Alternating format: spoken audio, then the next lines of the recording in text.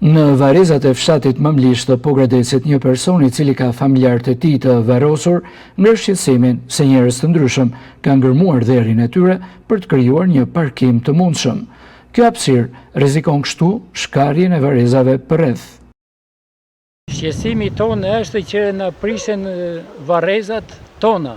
Këta e kanë prishur një nga Skrapari dhe tjetri është nga Tirana. Kemi tre këto varre këtu.